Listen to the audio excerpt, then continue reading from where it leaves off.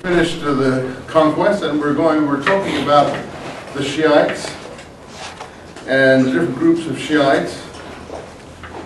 Yeah. You said to remind you about hidden Imam. Yeah, I'm going to go into the hidden Imam. Thanks, that's good. I appreciate that. I'm going to, the different groups of Shiites, which have to do with the hidden Imam. And I think I told you that the hidden Imam is a doctrine that really does floor non-Shiites. I mean, it's really a Buddhist doctrine, if you want to get right down to it. In fact, it's not just a Buddhist doctrine, as people like Al and my friend over here can attest, who've been in other classes on the Second Temple period. It's a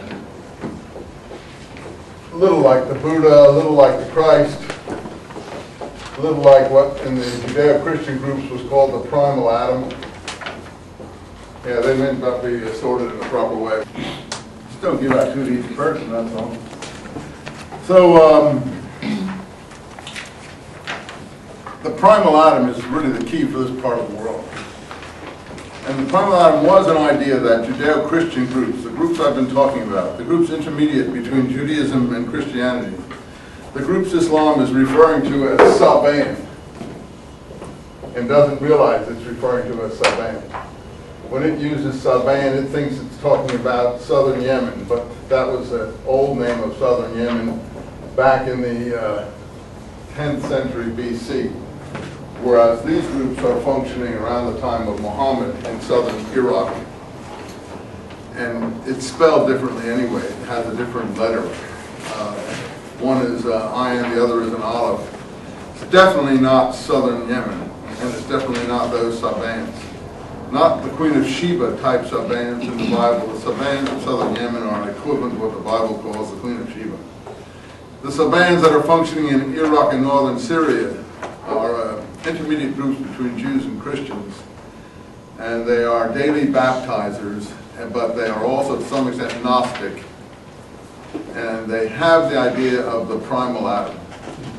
For them, there was a first Adam. Paul talks about it in 1 Corinthians, if you've read it. The first Adam was born of the dust, and the second Adam, he said, was born of the Spirit, and so on. And of course, Jesus is for him the second Adam. So he thinks Adam is incarnated in Jesus.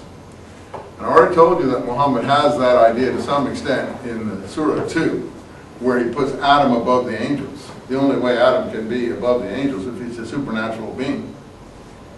It's not that men are above the angels, it's that Adam was above the angels, the supernatural Adam, the primal Adam. Now these are very technical doctrines that I venture to say no one who teaches Islamic studies either teaches or knows anything about, because they don't study the period that I'm talking about at all. And so you won't get this in any other class. So you'll say to someone, oh, this is what that is, and they'll look at you, what are you talking about? They won't have any idea what you're talking about. But I can assure you that that's what it's all about. And this is where Shiism came in contact with these groups. And so the idea, I think, was absorbed. Now, where did the primal Adam idea come from? I think the primal Adam idea came from contact probably with Buddhist groups. Now, I think the Christ is also derivative of that.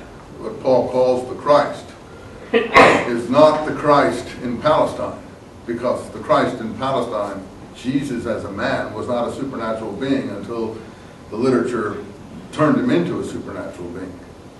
Whatever Jesus was, he walked around and said some things, and I'm not sure what he said, and he was killed. By whom and how and so on, I'm not going to argue about those points.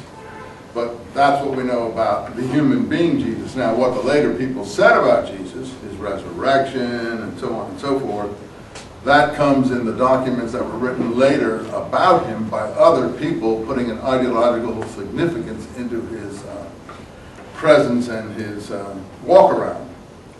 So in those materials, Jesus becomes, if you like, not just a supernatural being, he acts like a Greco-Roman god.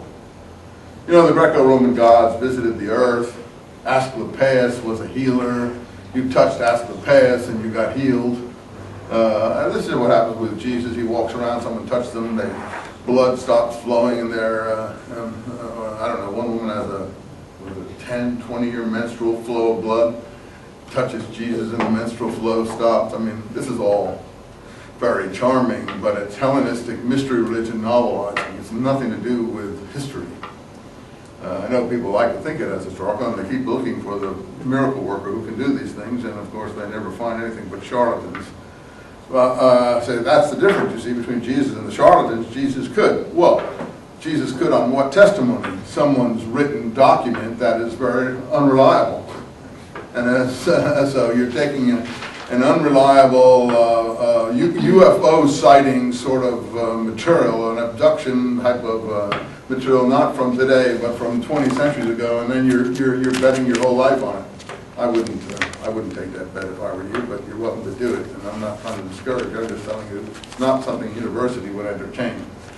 And it wouldn't even get into a courtroom. It's only something that will get into religious institutions, because religious institutions are prepared to